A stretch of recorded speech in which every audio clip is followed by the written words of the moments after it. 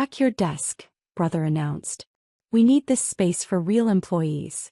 I said nothing. I cleared my desk and left. By 8 a.m. the next morning, his company received an eviction notice. Because I'd owned the $14 million building since 2019. The panicked calls started before 9 a.m. But let me back up. Let me tell you how my brother Marcus built his entire empire on dismissing me. Marcus was always the success story. Harvard MBA at 24. VP at a Fortune 500 company by 28. Started his own tech consulting firm Apex Solutions at 30. My parents held him up like a trophy at every family gathering. Marcus closed a $3 million contract with Boeing. Marcus just hired his 15th employee. Marcus was featured in Seattle Business Magazine. And then there was me. The quiet one. The one who worked from home doing something with computers. The one who showed up to family dinners in jeans while Marcus wore custom suits. The one my father introduced as, our daughter, she does freelance work, with that apologetic tone that said we're not sure what went wrong with this one. I never corrected them. I never explained that my freelance work was actually a government contracting business specializing in cybersecurity infrastructure. I never mentioned the $8.4 million in contracts I'd secured with the Department of Defense. I never showed them my Forbes 30 Under 30 feature from 3 years ago. I was watching, testing, gathering evidence of exactly who would stand by me when there was nothing impressive to stand by. The results were conclusive. In 2019 I made a purchase. The Riverside Tower in downtown Seattle. 12 stories of prime commercial real estate. Purchase price, $14 million. I bought it through an LLC called Sentinel Properties. Clean, quiet, city. The building had several tenants. A law firm on floors 2 to 4. A marketing agency on floors 5 to 6. And occupying the premium top 3 floors with the best views of Elliott Bay, Apex Solutions. Marcus's company. He had no idea his little sister was his landlord. The property management company Cascade Realty handled everything. Rent collected automatically. Maintenance requests processed through standard channels. Marcus paid his $28,000 monthly lease like clockwork, never knowing where that money ultimately went. I kept one small office for myself on the 8th floor. Nothing fancy. Just a space to work when I needed to be in the city. The door had my name on it. Sarah Chin, consultant. Generic enough to be ignored. Marcus's employees walked past my office daily. Sometimes they'd nod. Most times they didn't notice me at all. That was exactly how I wanted it. Every Sunday we had family dinner at my parents' house in Bellevue. Marcus would arrive in his Tesla talking on his AirPods about deals and contracts. I'd pull up in my 7-year-old Subaru, usually 5 minutes late because I'd been finishing up actual work. Sarah, you're late again, Mom would say. Marcus has been here for 20 minutes. Sorry, Mom. Got caught up. Still doing the freelance thing? Dad would ask the same question every week. Still doing the freelance thing? Marcus would look up from his phone long enough to smirk. You know, Sarah, if you need a real job, Apex is always hiring. We need someone to manage our office supplies. I could probably get you $45,000 a year. The table would laugh. Good-natured ribbing between siblings, right? I'd smile and eat my dinner. I never mentioned that my last contract renewal with Homeland Security was worth $12.3 million over 3 years. I never mentioned that I'd just been invited to speak at the RSA conference on advanced threat detection. I never mentioned that my security clearance level was higher than anyone else at that table would ever achieve. I was testing them. How low would they let me sink in their eyes before someone asked a real question? Before someone said, Sarah, what do you actually do? The answer apparently was infinitely low. At Riverside Tower things started shifting 6 months ago. Marcus's company was growing. He just landed a major contract with Amazon and needed to hire rapidly. His 3 floors were getting cramped. He started eyeing the 8th floor. My floor. That whole floor is basically empty, he mentioned to his CEO Trevor one day in the elevator. I was 3 feet away, invisible as usual. Just some random consultants who barely use the space. We should talk to property management about expanding. Trevor nodded. The lease rates are reasonable here. Way better than what we'd pay for Class A space downtown. They got off on the 10th floor, already planning their expansion. Neither one had acknowledged my presence. 2 weeks later Marcus sent me an email. Not a text. Not a call. A formal email to my work address. Apex Solutions is expanding operations. We're in discussions with Cascade Realty about taking over the entire 8th floor. I know you have a small office there, but given that you work from home most of the time, this seems like an easy transition. We'll make sure you have access to a co-working space membership. WeWork is very nice. Let me know if you need help moving your things. Marcus. I read it 3 times. The tone was so casual. So absolutely certain that of course his little sister would give up her office space. Where else would she even need to be? I replied, I'll think about it. His response came in 4 minutes. Not really a negotiation, Sarah. This is a business decision. I've already talked to Dad about it. He agrees it makes sense. Of course he'd talked to Dad. Of course Dad had agreed. Why would Sarah need real office space? I didn't respond. I made a different call. To my property management company. To the CEO actually whom I'd worked with during the building purchase. Richard, it's Sarah Chin. I need you to do exactly nothing about Apex Solutions expansion request. Deny it politely. And I need you to start preparing 30-day lease termination documents. Hold them for my approval but have them ready. Are you sure? Richard asked. They're one of our largest tenants. I'm very sure. I'll let you know when to move forward. Last Tuesday Marcus stopped being subtle. He showed up at my office without warning. I was on a video call with the Defense Department project manager, discussing penetration testing protocols for a new facility. I saw Marcus through my glass door, gesturing impatiently. I muted my mic. I'm in a meeting. This'll just take a second, he said, walking in anyway. I unmuted. I apologize, we're experiencing an interruption. Can we pick this up in 10 minutes? The project manager nodded and I ended the call. That was a $4.7 million contract discussion I just had to cut short. What do you need, Marcus? He looked around my office with barely concealed disdain. 1 desk.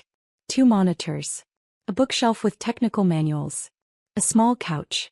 Sarah, this is getting ridiculous. We've been trying to work with you for weeks on the expansion. You're being unreasonable. I said I'd think about it. What's there to think about? You're here maybe twice a week. We have actual employees who need this space. People doing real work that generates real revenue. I leaned back in my chair. Is that so? Apex Solutions brought in $18 million last year. We're on track for $25 million this year. We have 32 employees now. You have, what? Your laptop and some books. I have my work. Your freelance consulting. He said it like someone might say your little hobby. Sarah, at some point you need to grow up. This isn't about you anymore. This is about real business. I looked at him for a long moment. My older brother. The golden child. Standing in my office in my building telling me about real business. I'll let you know, I said. His jaw tightened. Fine. But I'm moving forward with property management regardless. Dad agrees with me. If you want to make this difficult, we can make it official. He left without closing my door. I sat there in silence for 30 seconds. Then I picked up my phone and called Richard. Send the termination papers. Effective immediately. 30-day notice as required by their lease. Sarah, are you? I'm certain. Send them today. But Marcus wasn't done yet. Friday afternoon Marcus came back. This time he brought Trevor and 2 other executives. They walked into my office like they owned it. Actually, they walked into my office like they were about to. Sarah, we need to talk, Marcus said. I closed my laptop. I'm listening. We've made a decision. Apex is taking over this floor immediately. We're moving our HR department up here next week. I've already spoken with property management. They're on board with the transition. I glanced at the 4 men crowding my small office. That's interesting. Pack your desk, Marcus said. Those 3 words. We need this space for real employees. Trevor smirked. The other executives looked uncomfortable but said nothing. Pack your desk, Marcus repeated. Today. We're bringing contractors in tomorrow to start renovations. You can work from home.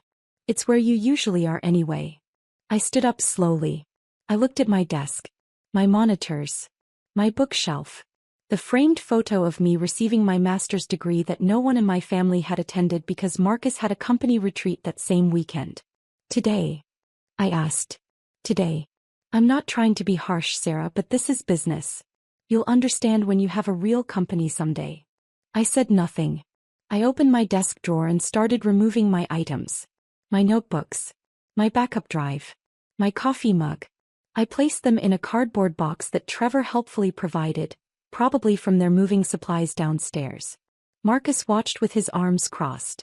This is good for you too, you know. Maybe it'll motivate you to pursue something more substantial. You're 33 years old. Still doing freelance work. Mom's worried about you. I picked up the box. Anything else?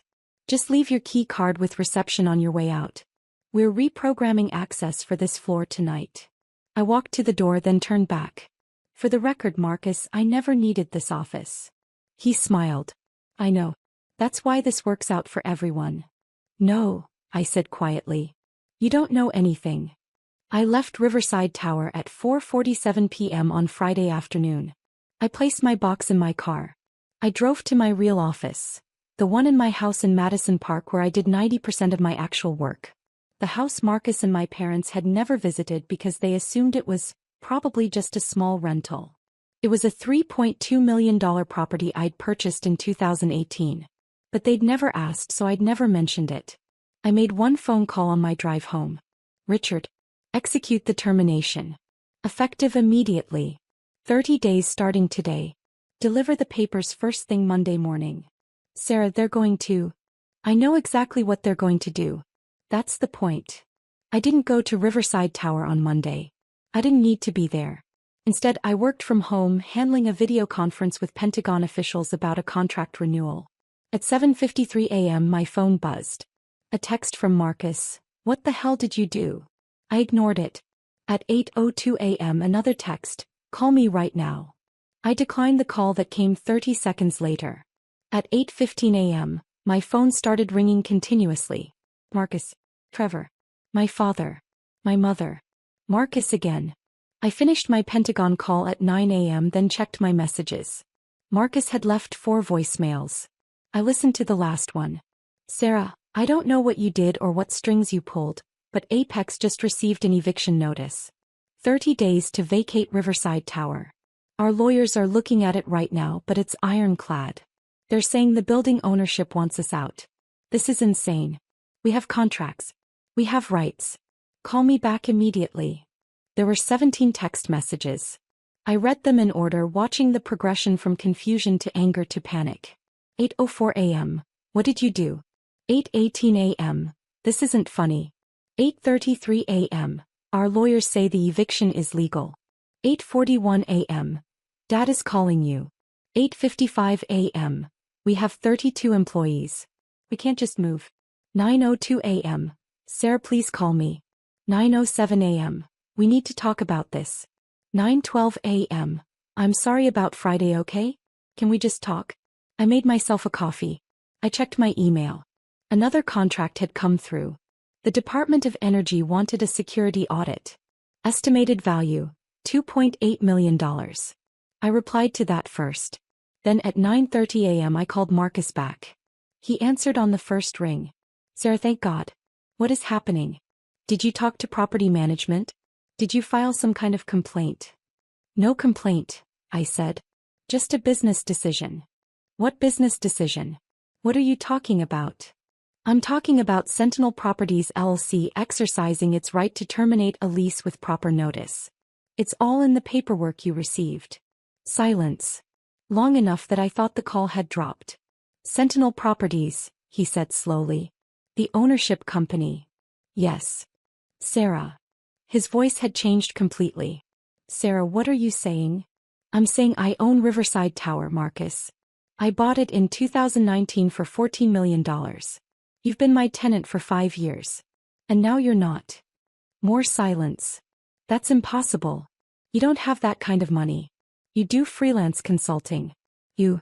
I run a government contracting firm specializing in cybersecurity. Last year's revenue was $31 million. I have active contracts with the Department of Defense, Homeland Security, and 3 intelligence agencies. I hold a top-secret SCI clearance. And I own the building your company operates from. I could hear him breathing on the other end of the line. 5 years, I continued. 5 years of rent checks. $28,000 a month. You've paid me $1.68 million to operate in my building. And you've spent 5 years telling me I should grow up and get a real job. Sarah, I didn't. You told me to pack my desk. You told me I wasn't a real employee. You brought your executives to my office to humiliate me. We needed the space. You needed MY space. An MY building. And instead of asking respectfully, instead of treating me like an equal, you decided to treat me like an inconvenience. Sarah, please. We can fix this. We can. The eviction stands. You have 30 days. We have contracts with Amazon. With Microsoft. We can't just move. Do you know what this will cost us? I know exactly what it will cost you. I've read your financials. They're filed publicly. Moving will cost you approximately $890,000 between deposits, moving expenses, build-out costs, and contract penalties for late deliverables while you're disrupted. It might cost you the Amazon contract entirely if you can't maintain your timeline. So you're going to destroy my company? Is that what this is? I'm not destroying anything. I'm making a business decision. The same kind you made when you told me to pack my desk. His voice cracked. I said I'm sorry. I was stressed. The expansion pressure has been. You weren't sorry when you said it. You were sorry when you got the eviction notice. By 10 a.m. both my parents were calling. I let it go to voicemail. My mother's message was predictable. Sarah, your father is very upset. Marcus says you own his building? Why didn't you tell us? This is terrible timing for his company. You need to work this out with him. He's your brother. Call me back. Not congratulations on building a successful company. Not we're proud of you. Just you need to work this out with him. My father's voicemail was more direct. Sarah, this is ridiculous. Whatever point you're trying to make, you've made it. Now fix this situation with Marcus. He has employees depending on him. Don't let your feelings about needing an office ruin his business. My feelings about needing an office. That's what they'd reduced it to. I didn't call back. Instead, I forwarded both voicemails to my personal lawyer with a note. For documentation if this escalates. At 11:30 a.m. Marcus called again. This time I answered. I talked to Richard at Cascade Realty, he said. No hello. No preamble. He confirmed everything. You really own the building? Yes. He also said you've been the owner since before we even moved in. We were your tenants from day one. That's correct. And you never said anything. For 5 years. No. Why? Why would you hide something like that? I leaned back in my office chair looking out at Lake Washington. I was conducting an experiment. I wanted to see how my family would treat me when they thought I was failing. When they thought I was just barely getting by with freelance work. When there was nothing impressive to brag about at dinner parties. That's manipulative. Is it? Or is it just removing the performance? I stopped performing success for you. And you showed me exactly who you are when you think someone's beneath you. I never thought you were beneath me. You told me to pack my desk. You offered me a job managing office supplies.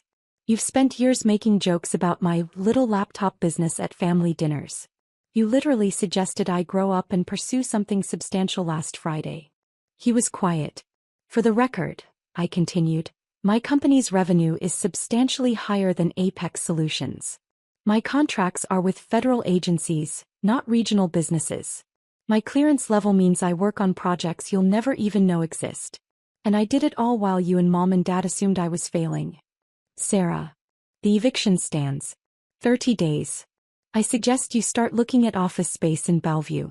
Class B buildings are running about $32 per square foot right now.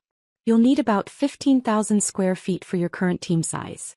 Budget around $40,000 per month, plus first month, last month, security deposit and build-out costs. You should also talk to your Amazon contract manager about the potential timeline impact. You're really doing this. I really am. What do you want? Name your price. We'll pay higher rent. There's no price, Marcus. This isn't a negotiation. You made it very clear on Friday that you don't respect me, my work, or my presence. So now you don't get to benefit from my property. Please, Sarah, please. Think about my employees. They didn't do anything to you. Your employees will be fine. They'll move with you to your new location. You'll absorb the cost and recover. Apex will survive. But you'll survive knowing exactly what it cost you to treat your sister like she was worthless. I hung up. By Wednesday, my parents had demanded a family meeting. At their house. Mandatory attendance. I showed up on time. Marcus was already there, looking like he hadn't slept in days. Sarah, my father started, we need to resolve this situation. There's nothing to resolve. Marcus has his eviction notice. He has 27 days remaining.